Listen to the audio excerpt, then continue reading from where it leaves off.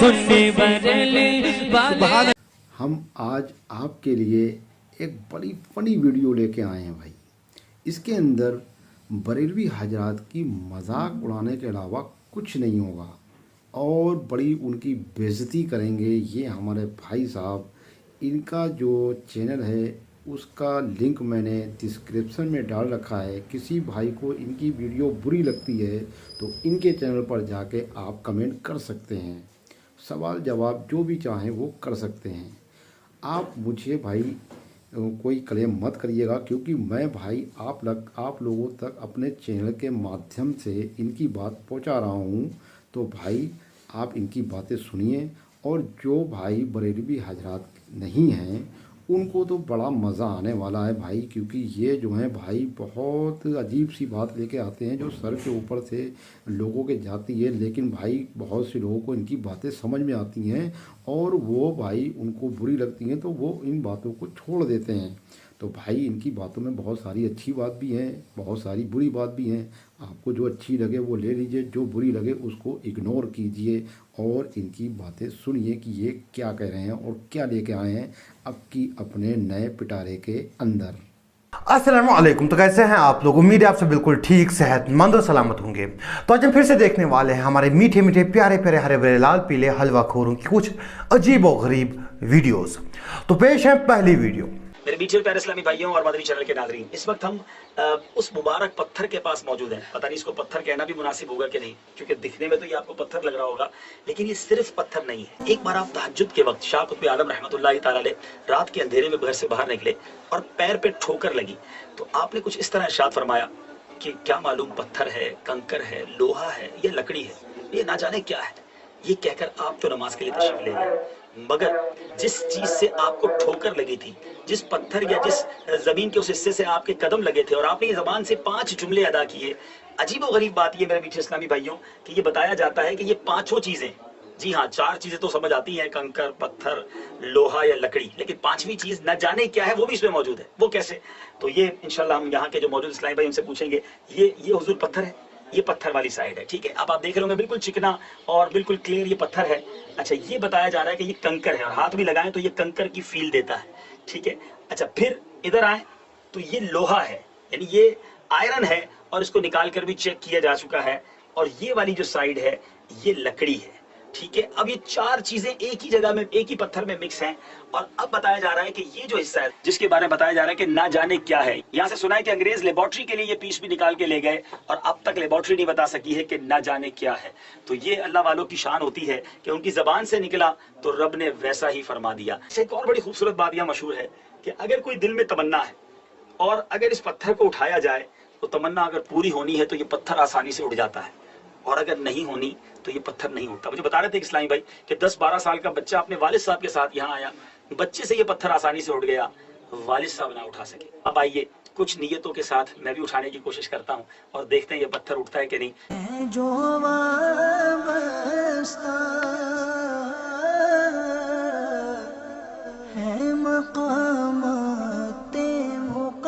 बताया गया कि अगर ये उठ तो गया, लेकिन जो मुश्किल से उठता है तो वो ख्वाहिश या वो तमन्ना भी थोड़ी मुश्किल से पूरी होती है।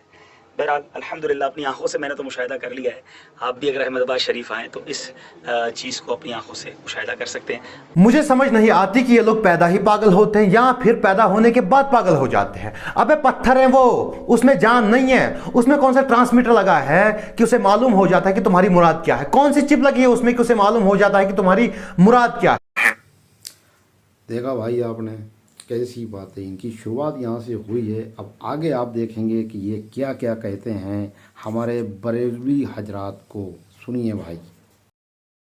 उसमें जान नहीं है, उसमें अकल नहीं है, उसमें दिमाग नहीं है, तो फिर उसे कैसे मालूम पड़ जाता है कि तुम्हारी मुराद क्या है? अबे सोच में मोच लेके पैदा हुए हो क्या? इस पत्थर की बाजरी बनाओ और फिर उस बाजरी से दुकान बनाओ, मकान बनाओ, लेकिन तुम लोगों ने तो इसे अपनी मुरादें पूरी करवाने का जरिया बना लिया है। अबे ये क्या बात हुई यार? मतलब तुम बेवकूफ हो क्या?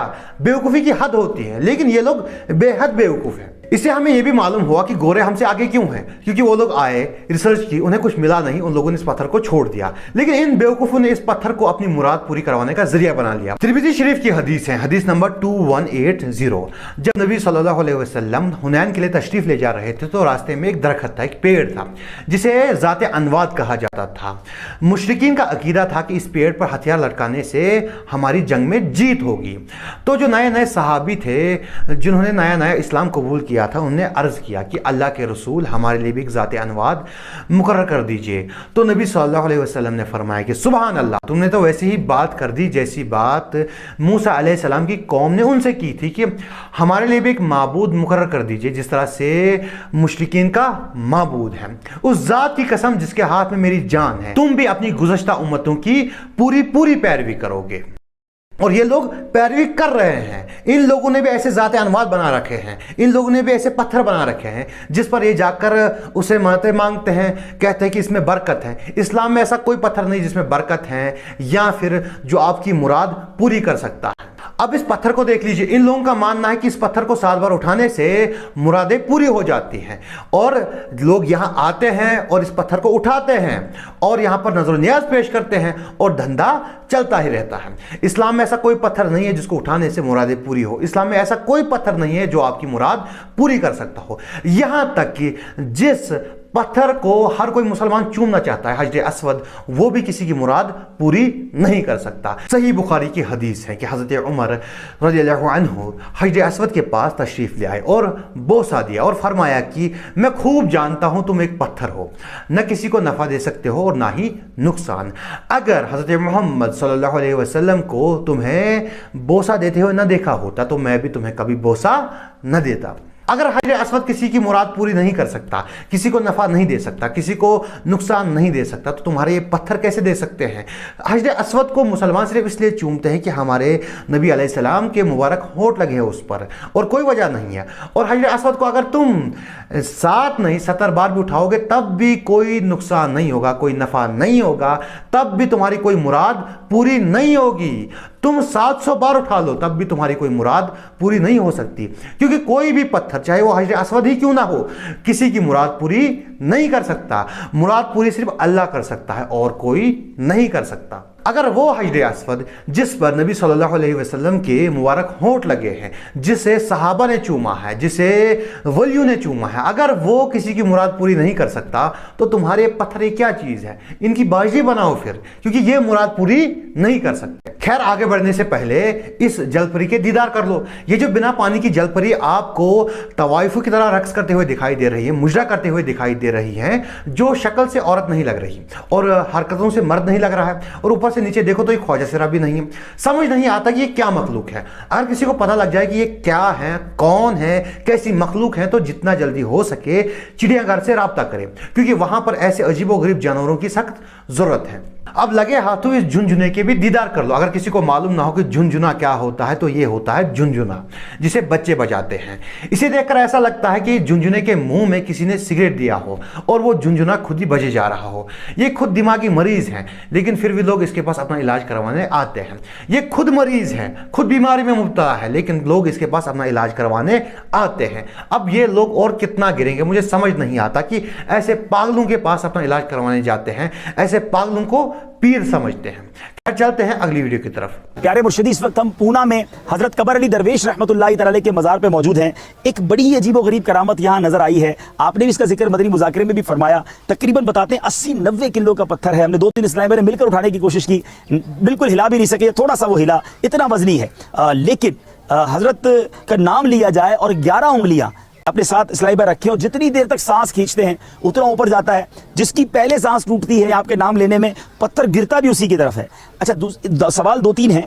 पहला तो ये कि ये क्या है, ये कैसे मुमकिन है कि ऐसा वजनी पत्थर चंद उंगलियों से उठ जाए। दूसरी बात यह है कि 11 का जो अदद है कि 11 ही अफराद इस पर तरकीब बनाएंगे, तो ये किस निस्बत से 11 होंगी? क्योंकि बताते हैं 10 भी हो तो नहीं होता, 12 हो जब भी नहीं होता, 11 की निस्बत से ये पत्थर उठ जाता है। तो ये भी इरशाद फरमाएं। और इस तरह की करामतें देखकर, इस तरह की बातें देखकर हमें क्या सबक लेना चाहिए और अपने लिए क्या दर्स लेना चाहिए? ये एक मुहय्यरुल उकूल, अक्लों को हैरान करने वाला एक अम्र है कि उंगलियों से इतना बड़ा पत्थर उठ जाता है।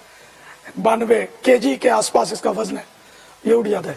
इन नमूनों के लिए इसराइल और बाकी जो दुश्मन ममालिक हैं वो हथियार बना रहे हैं, ठीक है, कि किसी दिन इनमें गैरत जागेगी और ये लोग हमसे मस्जिद अक्सा के लिए लड़ पड़ेंगे। और ये नमूने पत्थरों में उंगलियां कर रहे हैं। मतलब यार हंसी आ रही है मुझे। अब ये वो नमूने हैं जिन्होंने पाकिस्तान में पाकिस्तानियों से, गरीब आवाम से चंदे लिए, ठीक है, चंदे लिए और इस्लाम और दीन के नाम पे लिए और चले गए मदनी सफ़र पर। और पता है मदनी सफ़र कहाँ का किया?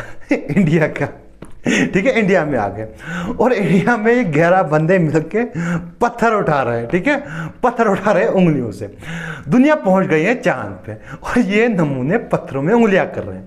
और रही बात इस पत्थर की, तो इस पत्थर में कुछ भी खास नहीं है, क्योंकि इस पत्थर को बहुत सारे लोगों ने अकेले ही उठाया है, अपनी 10 उंगलियों से उठाया है, और 2 बंदों ने भी उठाया है, 3 बंदों ने भी उठाया है। एक जवान की बीच की उंगली या फिर शहादत की उंगली आराम से 9 से लेकर 12 केजी उठा सकती है, तो 11 बंदे मिलकर आराम से 100 से लेकर 130 केजी उठा सकते हैं, और ये पत्थर सिर्फ 90 केजी का है। तो इसमें कुछ भी करामत नहीं है, ये कोई करामत नहीं है। आपके साथ मीठा मीठा प्यारा प्यारा हरा भरा लाल पीला मदनी प्रैंक हुआ है, और अल्लाह इस हबीब अतार को अकल दे और हिदायत दे, साथ में मुर्शिद अतार पर भी अकल की बरसात हो। आज की वीडियो यहीं तक थी। अगर आपको वीडियो पसंद आई तो वीडियो को लाइक कर सकते हैं, चैनल को सब्सक्राइब कर सकते हैं और वीडियो को ज़्यादा से ज़्यादा शेयर कर सकते हैं। मिलते हैं अगली वीडियो में।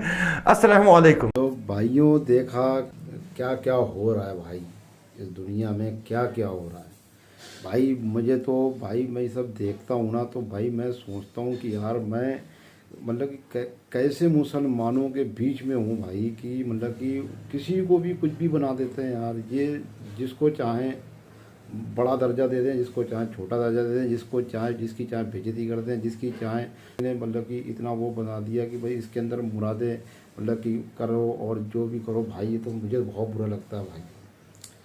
बहरहाल भाई साहब तो हंसते हंसते गए हैं भाई, हम भी हंसते ही हंसते चले जाते हैं भाई। क्यों